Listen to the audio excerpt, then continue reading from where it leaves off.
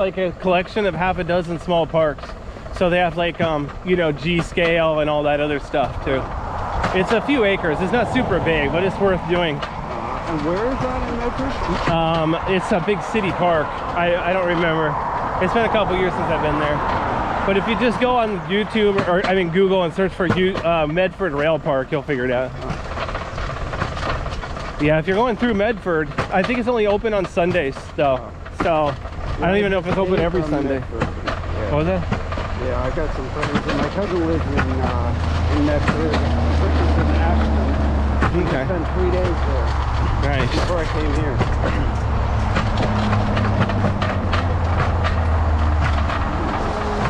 There's some good tourist stuff in that area. How about going north? What's the railroad opportunities? I want to see the 4449 in Portland. Oh, yes, yes. Since I live near Portland, I've ridden behind it a couple times and shot tons of video of it. Actually, on my YouTube channel, I have a playlist just for my 4449 videos. I'm going to stop this thing. Okay. What do you need to stop it for? Well, some idiot popped his chain off, screwing around. I won't say who.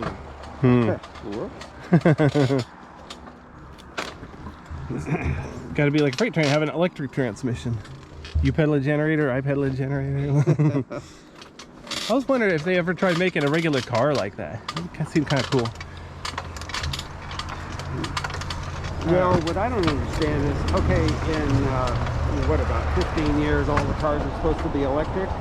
Oh, battery, yeah, yeah. Yeah, and I think what they should have done is to do what Chevy Volt did. You know, they've got a 60-mile battery and then a backup generator. Oh, yeah, a gasoline electric hybrid. Yes, and all the propulsion comes from electricity. Yeah. It's not a direct gas engine drive. And that's what they should do, because people really, you know, this range anxiety is really a thing. Yeah. And well, you know, another thing they're looking into now, they're still developing, is wireless charging. So if they could build charging into the road, you can charge while you're driving. They've done a proof of concept of that already. It's obviously not practical yet, and you'd have to add it to roads, but basically they were able to drive an electric car like non-stop for 1,000 miles, except to switch drivers. Well, and the road, it only had charging 1/4 of the lap. Yeah. So 3/4 of the time they were running off the battery, and that other 1/4 of the time they were not only driving but also recharging. Yeah. So that, if they can get something like that to work on a large scale, that would be really cool. Well, this is something they could do already. It's proven technology. Well, yeah. Like the Chevy Volt. Unfortunately, they discontinued that car. And I don't get it. If the goal is to cut down on fossil fuels, that would have been the way to do it, because... Well, we can do it today. Right, yeah. And it works. And it works, yeah. That's one reason I was asking about like diesel electric cars too. Then you could add a battery and have a backup battery too. That'd be kind of neat. But... yeah, well, when you get these people that are so down on electric cars saying, well, we don't have the charging infrastructure and all that, and just try to go on a long trip. And yeah, unless you've got a Tesla and those superchargers, going on a long trip is a challenge these days, and it'll get only worse with more and more electric. There's the mill, so you get an idea how far we are. Right, yep. Well, gasoline was a problem when it came out too, you know. And guess what? People put in gas stations. Yeah. Right. In fact, I think that's one of Tesla's long-term plans to make money, is put a bunch of chargers everywhere, make money selling the electricity. Well, even Ford, they made a deal with Tesla to use the superchargers. But then that might piss off the Tesla drivers if they've got to wait for... Definitely.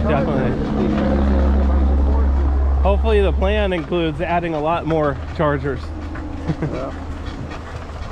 Well, you can do pretty well in Oregon, right? Right. Yeah, if you look at a map of where all the chargers are in the U.S., they basically follow the freeways. So if you're going to go along the freeways, you should be able to figure it out.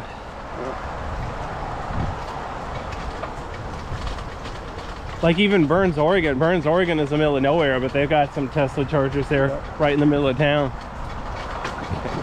I'm going to pan my camera down a little. It's got more than pretty much any other state, except maybe California.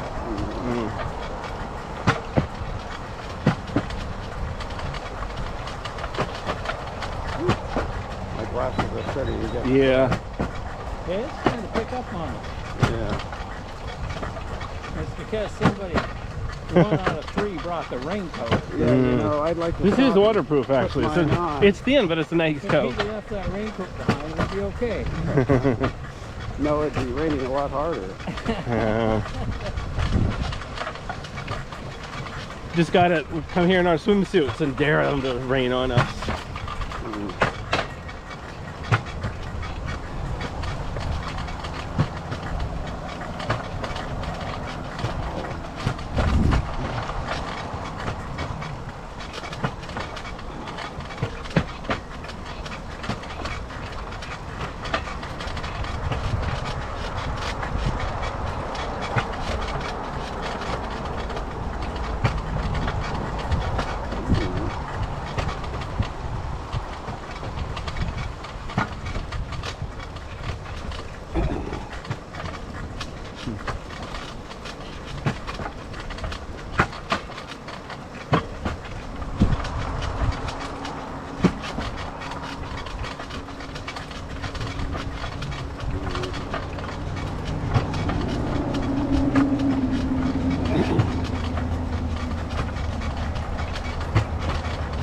You know, it's kind of interesting. You were asking me about the jet boats.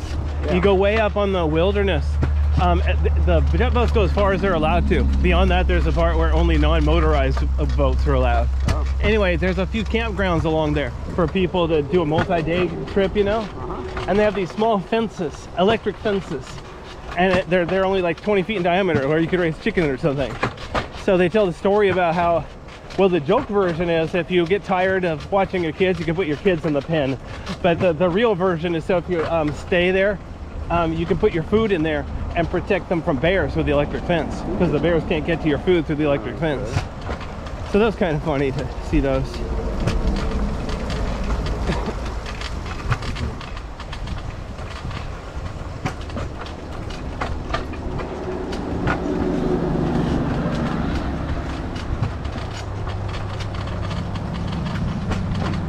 Yeah, I'm actually uploading my Rogue River videos right now. Right now, Well, as we speak. well, kind of. Actually, I have super fast internet. To upload a 4 gigabyte video, it only takes me less than 10 minutes to upload. Huh. So, I uploaded like a couple this morning. When I get home tonight, I'll upload a couple more.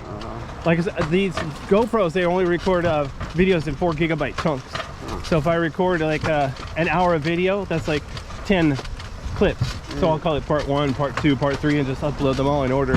Why don't you paste them together? Well, long story short, it'd be more work. But the other thing too, there's limits to uploads. Have you? Yeah. The longer it is, the bigger it is, it takes a lot longer to process too. So then I spend more time waiting for it to finish processing and all that. Yeah. So have you checked on how many views you get off of these a month? Yeah, it reports. It's public information. If you go watch my videos, you can see how many thumbs up and how many views and all that. I only have about 2,000 subscribers. What's weird, I thought that would mean like every one of my videos would get like 2,000 views, but no, most of my videos get like less than 20 views. But occasionally I get one that goes viral. Like I uploaded some cave videos about a week ago, and it was kind of cool name for a cave. It was Apache Death.